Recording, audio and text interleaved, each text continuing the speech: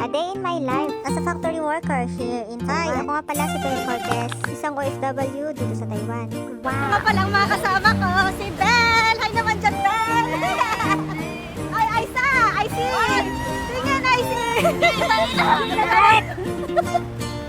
At si Jeff! Hi, Jeff! Yung pinakamaganda sa amin. Yan na yung mga kasama ko. Hi, Ate May! Hi, nako, kaka-out nga pala namin dyan. Galing sa trabaho. At naisipan nga namin mga share sa Costco. Kaya madali ang lakad na nga lang ang aming inaantay na nga pala namin dyan yung bus. Ay, nako, ang tagal. Sa sobrang tagal nga ay nainip na nga rin ako. Kaya tumayo na nga lang din ako. Ay, sa wakas nandyan na ang bus. Makalipas nga ng ilang minuto, ay nakarating na nga rin kami sa aming pupuntahan. At ayan na nga, nakikita ko na ang Costco. Kaya madali na nga lang kami dyang pumasok. At excited na nga ang mga kasama ko.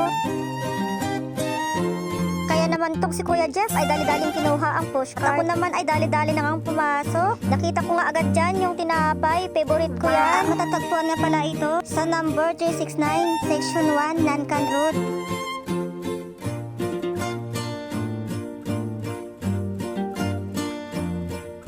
Sobrang favorite ko kasi ang mga tinapay, guys. Minsan, sa sobrang katakawan ko, nagmumukha ng tinapay yung mukha ko. At ayan na nga, bit ko na ang tinapay at di ko na mabitawan. Sunod naman namin pinuntahan ay yung mga yan, pwedeng pang package. Sobrang daming ang pagpipilian at pera lang ang wala. O ayan, nakita ko pa ang pork. Sarap kumuha lang ng kumuha, guys. At nakita ko nga rin pala dyan yung almond. 680 at napakadami na. Pero pag ako ang kumain yan, isang kainan lang. At nakita ko nga rin dyan ang mga flowers na alala ko, malapit na ka pala ang Valentine's.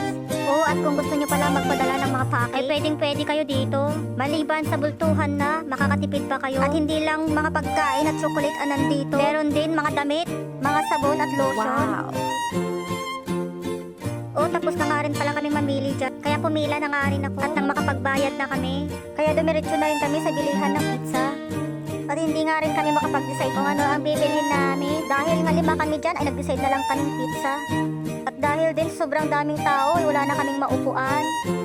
At kung kailan naubos na namin yung pagkain namin, saka naman nagkaroon ng bakanting table.